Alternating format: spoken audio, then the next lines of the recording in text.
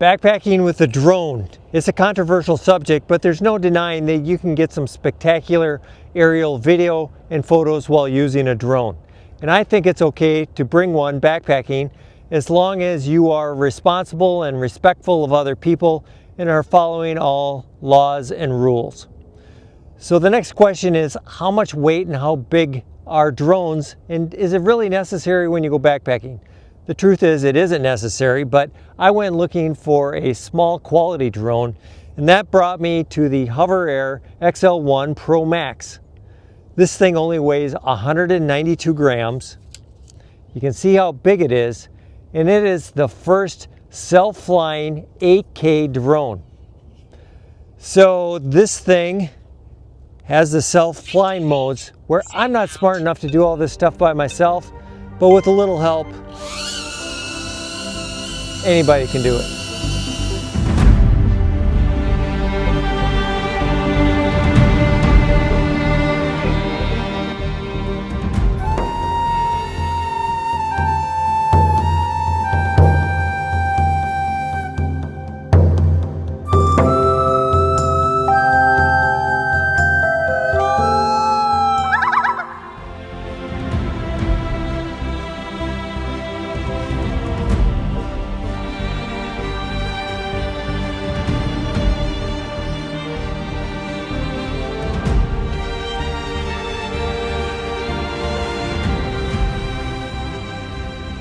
I've owned my HOVERAir Max now for about 6 months. And honestly, I've been a little timid about using it because, let's be honest, that's a lot of money just floating around out there. And when you fly it manually, it takes a little bit of learning. My first few times when I took it out and tried to fly it around, I ended up crashing it. I went on a backpacking trip this summer in Arkansas with some of my friends. And I did bring the HOVERAir along with me, and I got some great shots. And you know, most of those were using one of the 11 intelligent self-flying modes. However, I did get the guts to take it out and manually fly it a few times. A lot of anxiety, and yes, I did crash it, but it still works fine. It's not broken or anything, so they are durable. In this video, I'm going to show you quickly those 11 intelligent flying modes, some options for flying it manually, the specs, the pricing, and I'll give you my 2 cents on if I think it's worthwhile. If you want to pick one of your flight modes, you can do it right on your phone. HOVERAir comes with an app. If I go into the app, you can see here it shows you the 11 intelligent flying modes. And if you click on each one of them, you can make adjustments. So if I go into zoom out, you can see that I can adjust how far I want it to zoom out. Most of the times when I'm out backpacking, I don't want to have to pick up my phone if I just want to do a quick flight. So I don't need to. I can just pull out the HOVERAir, open it up, press the center button here. You can see I'm at 28% power, and now it's coming on. If you give it a second here, it'll give me a voice prompt, and it'll show me on that little screen what mode I am in.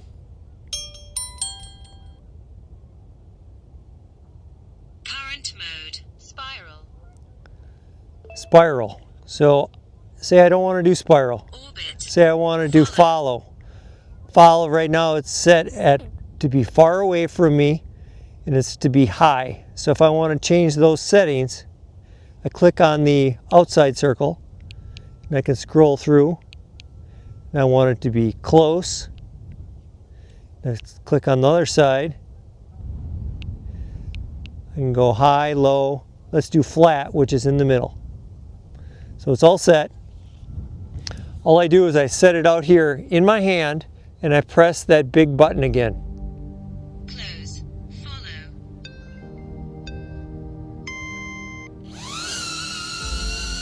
And like that, it starts flying. The red light is on, which means it's recording, and I can just go.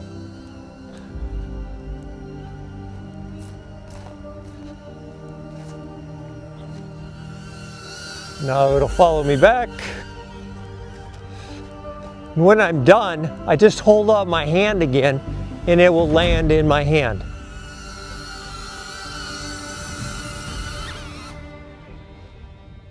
So let's look at those flying modes. The first one is hover. With hover, it does that. It doesn't move, it just hovers. So it will shoot you if you're just talking to it, or you can walk around 360 degrees, or just walk away and it'll stay there.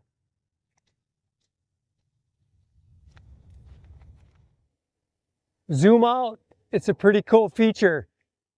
It'll zoom out from you. You can adjust if you want it to fly high, low, or in the middle. If you want it to fly out 5 feet versus 100 feet. Follow, it's a pretty cool mode where it will do just that. It'll follow you as you're walking. Let's go.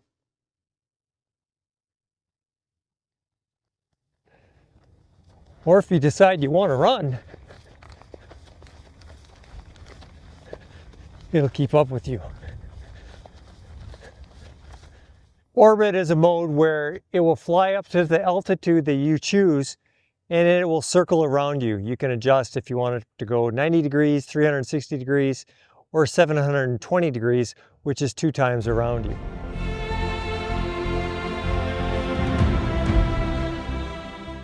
Spiral, it's very similar to orbit. However, as it spins around, it gains altitude. I have it set at 33 feet. You can adjust that. And once it reaches the top, it will come back down to me.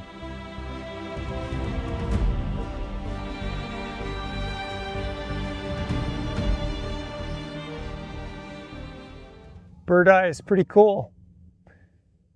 I'm laying down just so you can see me better, but it just goes straight up and shoots down.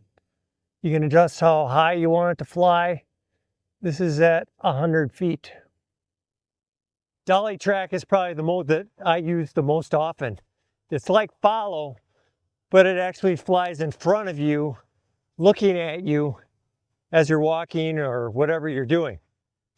Now you can adjust how far away it'll be, how high it'll be, and you don't have to worry about it backing into anything because remember it has the auto detection on the back to keep it from running into anything. And if you think that you're fast and you can ditch it,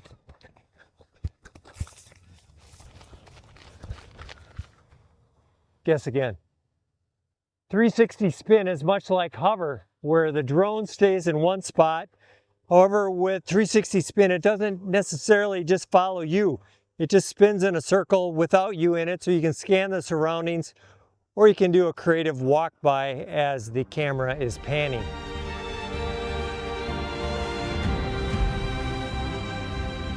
There are 3 more modes. There is skiing mode, there's cycling mode, and there's indoor follow mode.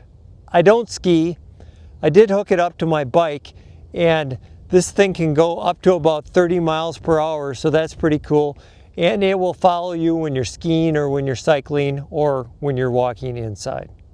One of the things that I need to be careful of and you need to know about is, on the front of the drone and on the rear of the drone, there are sensors that will help it avoid obstacles.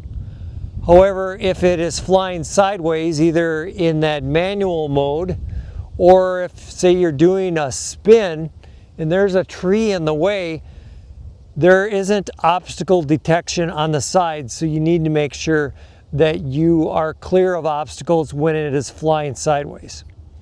Let's talk a little bit more about manual flying mode. Maybe I'm making it out to be more than it really is, and I mean, you can really get some spectacular shots when you're flying it manually. When you are flying it manually, there are a few different ways that you can control the drone. They do sell, and you can buy a beacon and joysticks. So you can click together the beacon and the joysticks, and it clicks directly on your phone, and you can fly it that way. You can also just click the beacon which has a little screen on it, and the two joysticks together without your phone, and control it that way. However, when I am out backpacking, I don't want to have to carry that beacon and those joysticks along. So you can actually fly it and control it with the screen on your phone. All right, I haven't taken off yet. You can see it pointing right back at me. I'm going to fly it here with the phone. I'm going to hit the button there on the left side. That shows to take off. Home point updated. Now when you're location is now the home point. When you're manually flying, you want to make sure that you press that red button on the right side there to make sure that it's actually recording. So I've hit the control on the left side to go up.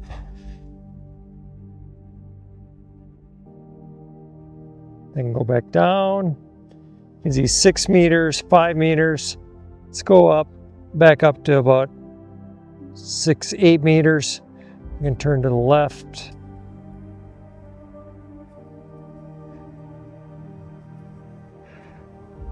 Go all the way around. Beautiful view of the river there. Sun shining. Some houses off in the back. Now if I want to fly, let's fly down towards the river. I can hit forward. You can see it's moving towards the river.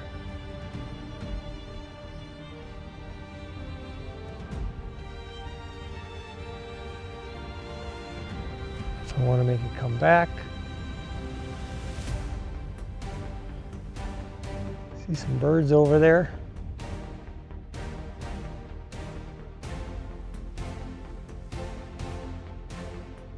Now let's have it automatically return to me. See that button on the left? Return.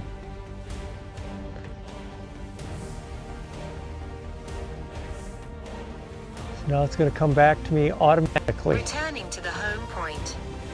Please ensure safe flight. You see it's going up to 16 meters. You can see the home point there in the center. It's flying way over the top of me now.